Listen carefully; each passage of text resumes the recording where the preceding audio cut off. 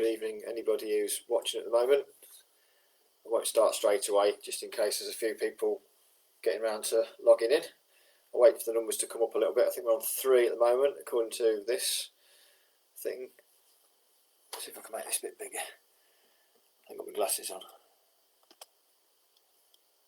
That's a bit better for me anyway. There we go. Right, it's a roundup of the Super League, in case you weren't already aware, which I'm sure you were because you wouldn't really be logging on otherwise. Alright Coxie, how's it going? Good run from you this week, very impressive. Onwards and upwards, as has been the case for the last few years. DC, how you doing? Paul Restall, welcome. And is that the 3 of you? There's any more? I can't see where the 22, crikey. 20. Excellent. It's more than I get in the villa these days. Anyway, we'll give it a minute or two more just to get a few more people potentially coming along. We may not get any more than 20. That's fine because it will be available to watch on YouTube and probably on Facebook as well later. But I appreciate not everybody's on Facebook who's in Badgers, interested in this competition or otherwise.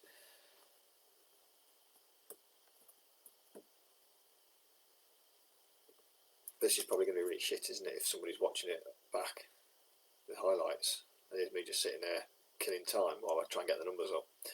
Yeah, poor television. This is amateurish, isn't it? It's amateur hour. I think this broadcast will probably last about sort of 5 or 10 minutes anyway, because we haven't got to do the draw like we did last week. Just have a little rundown of the performances. I will, after the broadcast, post the results up from the first week's runs. And I'd also like to say at this point, thank you very, very much to the captains. When I set this tournament up, there's a couple of things that I hadn't perhaps considered. Didn't consider that quite so many people would be interested in doing it. I've got nearly 100 people interested in running this or being part of it, which is fantastic. So it's about half the club, really. And the other thing is, I didn't perhaps understand how much extra admin that would create me with the high numbers. I didn't want to put people off doing it. I didn't want to sort of cap it originally because it's the more people get in, the better it's going to be for all involved, really. So the captains, originally I thought I'd just get a few captains and pick teams. It'd be good fun, and they can G the troops up, and you can just have a bit more team building. And perhaps people who might not mix within Badgers can get to know one another, and you might see some new friendships develop and whatever else. So I thought it'd be a good thing to do from that point of view. But actually, they've been brilliant this week because they've been helping me put the results together and trying to make sure people stick to the rules, which by and large they have. And I'd really like to say thank you very much for the captains because it wasn't really in your job remit when I offered the captain's roles out. I said, can you just G the troops up? And then they've all ended up sending me spreadsheets and some of them some Strava links, which you don't have to do, but I appreciate the fact that those who've done it have gone to that trouble to do it. So thank you very much. So after this broadcast, I will produce a spreadsheet available to read to see where everybody came in relation to one another.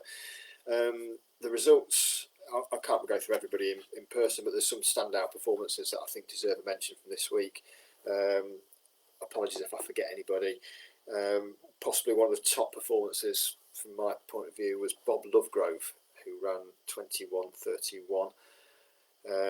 Bob's a second claim member, but his WAVA rating with that time was 77.4%, which is absolutely fantastic.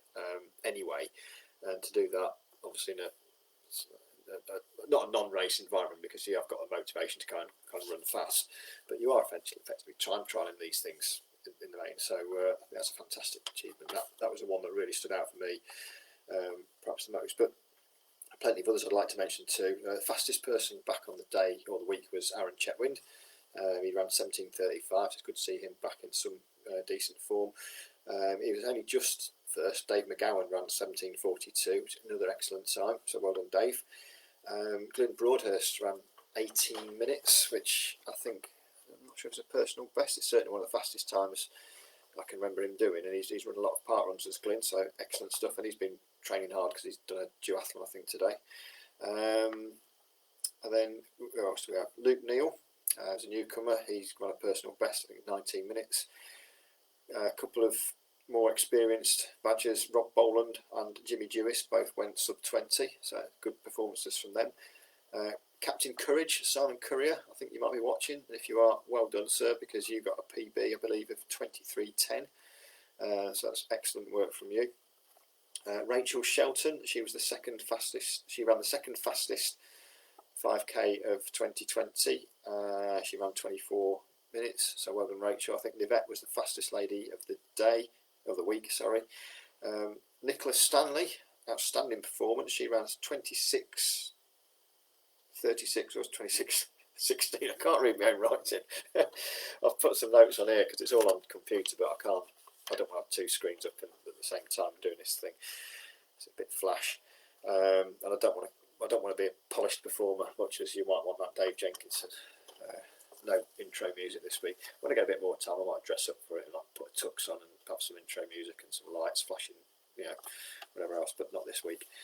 So yeah, well done, Nicola. It wasn't that long ago, I seem to recall writing about she ran her first ever 10k, and that was a big achievement, and now she's knocking out sort of 26-minute 5ks in training. Fantastic stuff, well done. Charlene Dunn and SJ Chetwynd both back on the scene after recently having babies, so I think Charlene ran 27 and SJ ran 30 minutes, so excellent work for you two. We had a couple of people that aren't in the team joining the fun. We had Angela Stallings all the way over in the US of A. Hello Angela, if you're watching.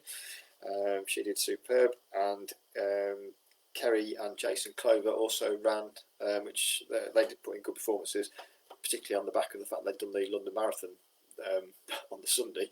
So I think, having run a few marathons myself, not that many, I know how hard it is to even move the following week. So to get yourself around a 5k in decent time, fair play to you. They weren't the only ones who did the marathon. There was others in this competition. Ava Williams was one. I think there's a few more. So anyone who's done that and ran the 5k as well, kudos to you all. Right, what else was I going to mention? Right, the team, the way this has gone this week, by and large, it's gone pretty well. There's one or two instances of people not quite adhering to the rules, and I think what we're going to do in this week, all people's results have given us some great data to work out better handicaps. When I first started doing this, I thought I can do, well, when I did the World Cup, I had 60 odd handicaps to work out, and it was quite time consuming, but I thought if a lot of people that did the World Cup do this, then I can just transfer them over. But the thing is, people are in different form, people have got better, people have got slower, all sorts of different things, and there's quite a lot of people that weren't in the World Cup, so then you've got to use Power of 10, you've got to use Strava, part run times. There's a lot of working out, and also if you're getting a part run time for somebody, it's so long ago now that it's not particularly relevant. So to try and find out what form people are in now currently, we've got the best set of data available. So everyone really, with one or two exceptions, I think, where for whatever reason they've not run to their potential, this has given us a great data to feed into our handicap for next week. So this week is almost like a trial run. The team scores will be calculated from next week. So we're already 2 days into it. The captains, again, same format.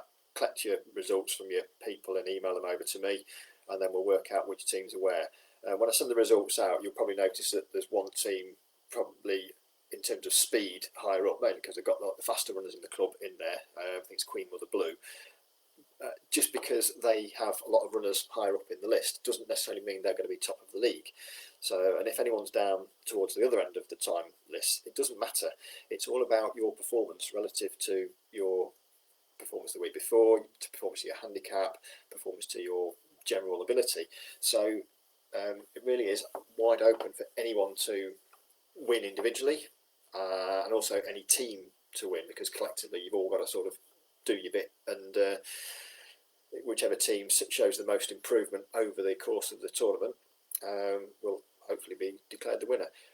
But, and this sounds really cheesy, you're all going to be winners in this tournament, because if you go out there over the next 8 weeks or whatever it's going to be, and you started off with this run that you've done this week, and a lot of you have done really, really well, and you go out there and you put the work in, and you'll probably see your times getting better, and you will have gone out there given 100%, and you will know that you've achieved something. And even if you don't win the competition, or your team doesn't win the competition, you'll feel good about yourself, which in this moment I think is probably quite a good thing. So I guarantee that if you put the effort into your running, you will come out of this competition up in every way. So there's your motivation. That, you know, if you win, great. There's, you know, one team can win, 7 teams won't win, but it doesn't matter if you don't win, because you will win in other ways. That's what I'm trying to say, and that does sound cheesy, but it is true. Right, the safety thing. Don't run if you're injured.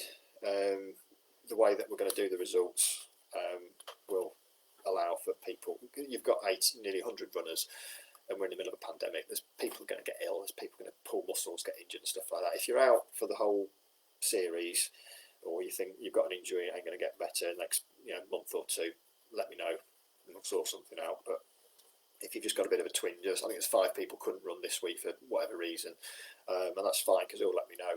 I can work out 5 handicaps. That's fine, but 88 was a lot. Right, the next thing is the rules. So by and large, the rules were adhered to quite well. For the avoidance of any doubt, this week there will be penalties put on anyone who breaches the rules. We're going to do 5k again, which I've already said, I think, on Friday. But you need to try and do an out and back if you can, because it means that any gradient is offset if you start and finish in the same place. Doesn't matter if you run uphill or down or whatever, but we can't have instances of people running from A to B, which incurs, you know, A being higher than B, so you end up running down a hill because you'll go faster. If you want to do that, then that's fine, but you've just got to be mindful of you're going to have you individually will have to wear a penalty for that, and that will then impact on your team score. So you're letting all your teammates down. The penalties will be 1 minute, 3 minutes, or 5 minutes, depending on the severity of the gradient, in my opinion. So it ain't going to be worth doing it, really, because you'll lose out overall. The other thing is elapsed times. A couple of people pausing the watches. It might be because you stopped to go to the toilet. It might be because you need to cross a road or something like that. We're going to take elapsed times now on Strava rather than your given time. In a race, a league race, you've got timing things there, so you haven't got to worry about your watch. Or most people do start and finish it at the start line. You've only got to touch your watch twice, when you start the 5k and then when you finish it. If you forget at the end when you finished it, Strava should pick up when you've done you've covered your 5k. You can crop it down to the requisite point if necessary, but it's not that tricky. And if you do need to stop because you've got to cross the road, well, you're just going to have to pick. My advice would pick a different route that doesn't involve having to sort of cross a busy road. So whatever the reason is, you wouldn't do it in a race. You don't see 800-metre runners in the Olympics doing a quick 400 metres, having 5 minutes breather and going off and doing it again. You've just got to do it continuously. It's the same for everybody. So they're the rules. So if you do want to sort of like stop halfway around, that's fine, but that's going to count in your time, because we'll go off the elapsed times. But as I say, the elapsed time should be the same anyway, because you only need to touch your watch twice for the whole thing. What else have I got? I think that might be about it, actually.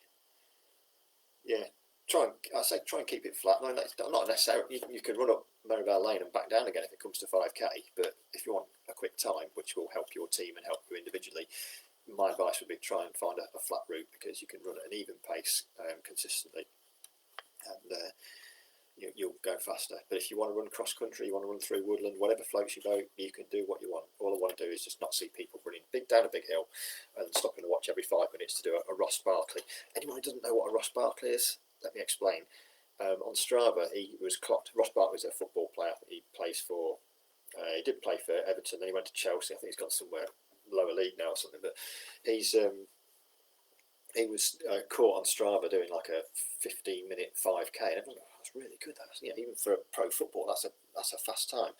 But it was comprised of a load of sprints in quite short succession, with gaps in between to get his breath back. So he wasn't the only one, I think, who did that, but his was perhaps the most high profile that got tagged with it. So that's what a Ross Barkley is, if anyone sort of comes across it. And we don't want to do that, because it's not what we do.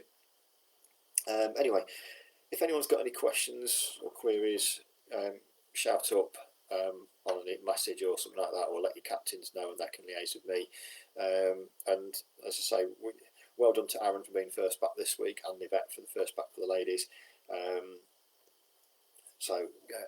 well done to Bob Lovegrove as well, because I think that was an exceptional time. But let's see if all these times were flukes, or can we build on them? Can we get faster? Can we improve? That's the nature of the beast. There might be weeks for weather reasons where it's very difficult to do that. I've not looked at the forecast this week, but it's all relative to yourself. And if it's crap weather all week for runner A, it's going to be the same for everybody else in the field as well. So it's open to everybody, this competition. Also, if you're not in the competition and you want to take part, you can do that. It's absolutely fine. Just message me your time, your 5k time, and preferably a Strava link too. And I'll put you into the results. So when you look at the results, you'll see Angela in there, and Kerry and Jason. You'll probably see me in there this week. I was going to do one this week to get in, but I didn't have time in the end. I just come back after about a month off from running. And yeah, so anyone who wants to join in, and you haven't got to do it every week. Then, if these non-team players, the team, everyone who's in the team will need to be there every week unless you're injured.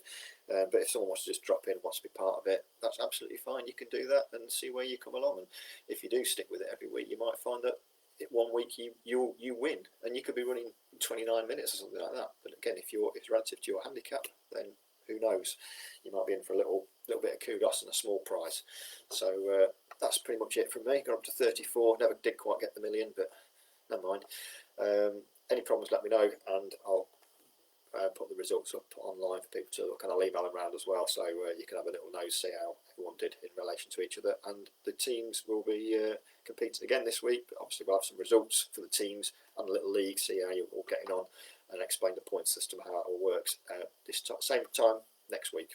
Thanks for watching. See you, and on.